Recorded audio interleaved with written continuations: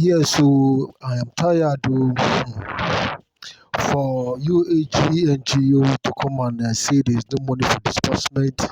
It gets me worried. And what happened to all the meetings? What happened to IMF? What happened to CBN? What happens? What happens? What happens? So on and so forth. What is really happening in the grant ecosystem? I thought UAG are the ones spearheading, leading in this grant ecosystem. I thought they are number one when it comes to grants and when it comes to trust, because it represents people of the body of Christ, pastors, and so many of them have come out and give us hope and collected money and form and a lot of registration, backdoor, so many things. What happens? Please pay attention to this and subscribe to the update. Pay attention, please. This is a very moving situation that I had to bring to your notice this morning, or this afternoon rather. And it's so disturbing that in the midst of hope, where expectation is rising like the morning sun after a long dark night of expectations, but then we have a chilling reminder that not all those who walk among us do so with good intentions. Now, a concerned voice, one of many, has broken through the noise and the confusion that is surrounding the anticipated UAAG disbursement. And this has revealed a disturbing claim that sends some shock waves through the already anxious hearts. According to this individual, one of the supposed heads of an NGO, or perhaps a cluster head, or someone occupying a leadership role in one of the countless layers that is involved in this complex grant distribution, the UAAG, he has boldly stated that UAAG has no beneficiaries. Therefore, nothing should be expected from him in terms of disbursement. You could imagine an NGO head say that. Let me repeat that again. I think possibly to you that sounds quite so funny, and I just want to quote what the person said verbatim, that the man says that the person they subscribed through say that they should not expect nothing from him because UAAG does not have beneficiary. Now I don't know how the wave that has really shocked down or sent through your spine. I don't know. That is quite so alarming. Now, I want that to sink in a little bit before I speak. You know, at a time when countless citizens in this country are barely holding on, when they look to these NGOs as channels of divine provisions, instruments of mercy in the harsh economic climate that we have found ourselves, sometimes taxed with stewarding blessings, allegedly denies the very existence of the people that is meant to serve. Now, this is more than just a statement that's been uttered that flickers through the thin air. It is an insult. I see this as an arrant insult, a mockery, and a betrayal. It is spiritual and moral wickedness that man, whoever he is not just misinformed. that particular man is not just misinformed. I might time him as a satanic person. He is satanic in intent and also criminal in actions. He is a scammer who is cloaked in the garments of trust, walking in the corridors of the vulnerable, and they are plotting to defraud the people, not just of their funds, but of their very hope. The hope right now that is lying on the thin wire. Let us call things by their real names. This is not just corruption. This is manipulation of trust and hope. And I believe that this singular action is a premeditated act of emotional, financial, and spiritual sabotage. That costs too much. That's the cost of a lie. The damage from such deceit is not measured merely in naira or dollars. It is measured in broken spirits. It is measured in sleepless nights, in mothers whispering prayers over empty pots, in fathers hiding their tears behind forced smiles, in youths whose dreams are crumbling under the weight of poverty right before their very eyes. Imagine someone in a position of influence making such claims that there are no beneficiaries and by implication, no funds to be disbursed. They are not merely withholding information, they are weaponizing silence. They are deliberately injecting confusion into a process that is already burdened by delays, by bureaucracies, and unmet expectations. And to what end? For crying out loud. To scam the people, to divert funds, to escape accountabilities, to enrich themselves on the backs of the suffering masses. No, this cannot stand. This cannot stand. I hope this sends a kind of a message, a comic message to UAAG platform or UAAG officials or administrations. You have to be just. The UAAG initiative, if it is genuine and God ordained as many believed, is a lifeline to multitudes. Many have believed that that is a lifeline to a multitude of people, but as with any noble mission, there will always be infiltrators, wolves in sheep's clothing, ready to exploit the vulnerable that such initiatives bring to light. Therefore, the leadership of UAAG must not take this moment so lightly. It is not enough to be silent in the face of allegations and manipulations. The people are watching. The nation is listening. The heavens are recording every details. Every singular details is on a record.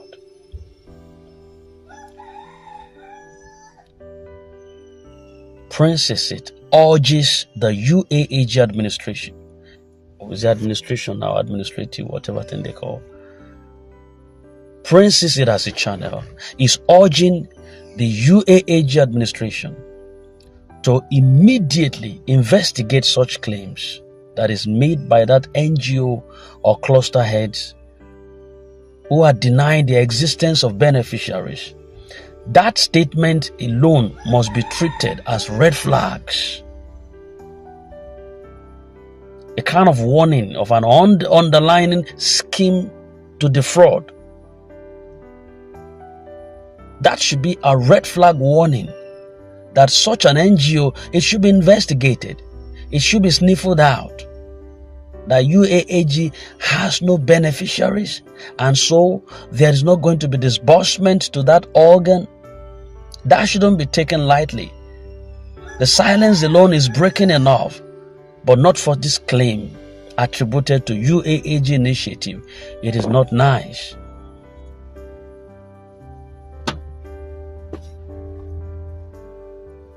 That individual, I believe, should be publicly named and shamed.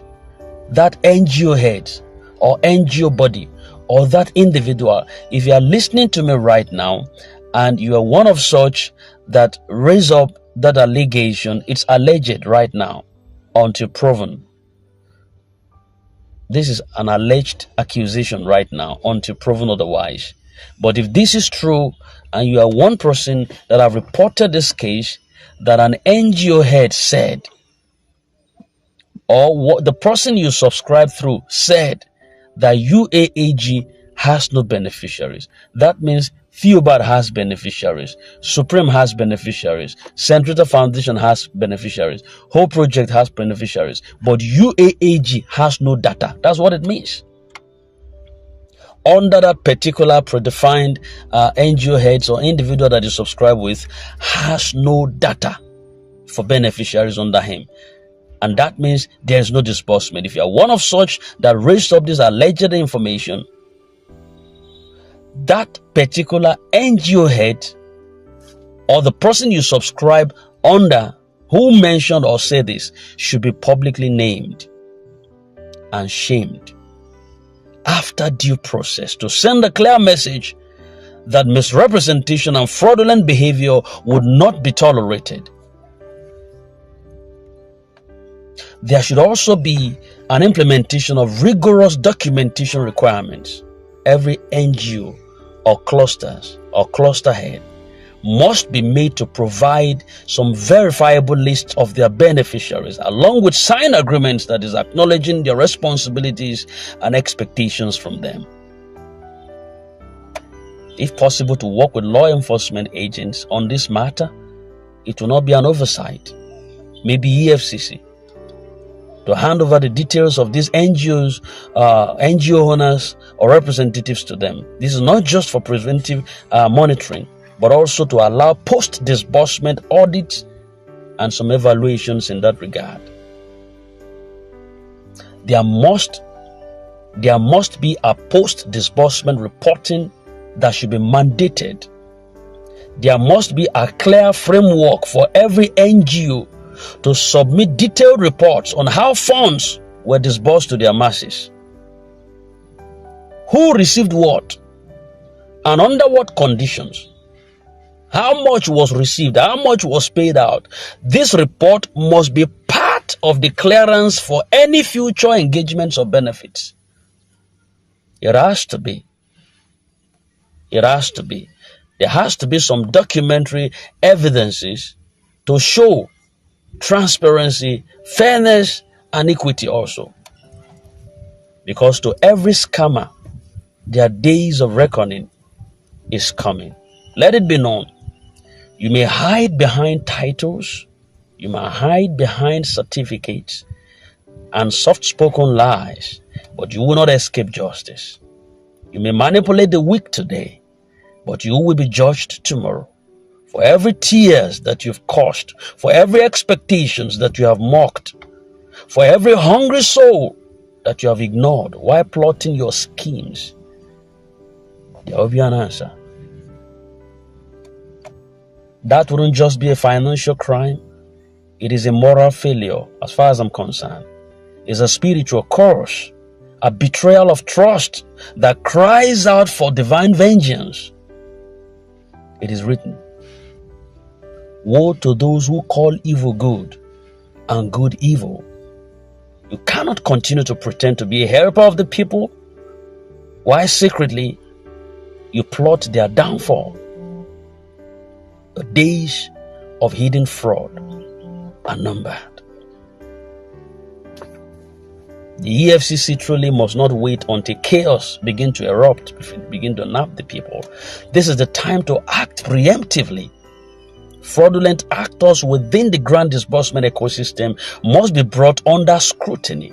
Their accounts, their communications, their paper trails must all be examined with a fine-tuned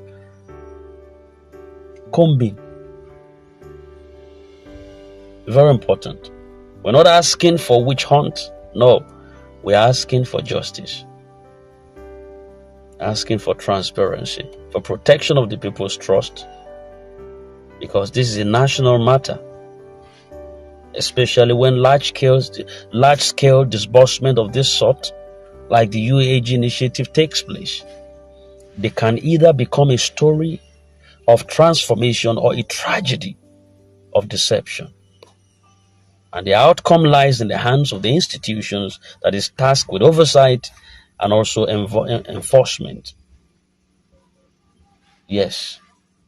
So let no one say that we did not know. This is the time to know. This is also the time to act. The people deserves better. The people deserves better. And to the masses, those eagerly waiting, those who have pinned their last hopes on this disbursement, will say, do not give up. Please, don't give up now. Yes, there are bad actors. Yes, there are saboteurs. But there are also good people who are fighting behind the scenes to ensure that justice prevails. There are leaders who still fears God. There are men and women in the UAAG and affiliated NGOs who have not bowed to greed. They still have the fear of God inside of them. Let your voices be heard. Speak up if you suspect frauds. Report anomalies. Hold your NGOs accountable. Demand transparencies. It is your right. It's your legal right. Apostle Professor Ken, God bless you. I've never seen you before. I don't know you. I've never heard you in physical terms talking to me except through audio voices. In the middle of all this chaos, the county director, Apostle Professor Ken, is standing. Presumably, Apostle Professor Ken, a man many may see or many see as a pillar of this initiative. God bless Apostle Ken, and rightfully so. For if he truly stands on the side of righteousness, then he is expected to lead with courage, with clarity of purpose, with conviction. He must not only bless the people with words, but also shields them with action. He must weed out the deceitful elements and protect the sanctity of this mission. Let his leadership be remembered not for delay, not for compromise, but for justice, for bold decisions, for standing up to the wolves in the midst of the sheep. The fight for integrity should begin forthwith. It should begin. Yeah, the fight for integrity should begin forthwith. This should be more than just a grant. It should be a test of integrity, a test of leadership, a test of collective moral strength that flows across different organs. In this crucial moment, may those who have sold their conscience for greed be exposed. May those who also stand for truth be empowered. May the people not lose faith. May justice be served. Let every beneficiary know that your voice matters. Every NGO leader knows your accountability is not optional. Let every authority figure know that your silence is a form of complicity. And let the heavens bear witness that those who scatter the seeds of hope shall never enjoy the fruits of peace. Not possible. It's not possible. I rest my case. If you find this video or this audio visuals very, very meaningful, very interesting, very educative right now, for the sake of others that might be a victim of this particular statement that's been uttered by this person, allegedly for now, share this content so that they can hear that the masses are not standing on just chaff or empty words. Integrity must prevail. There should be a redress. There should be a redress.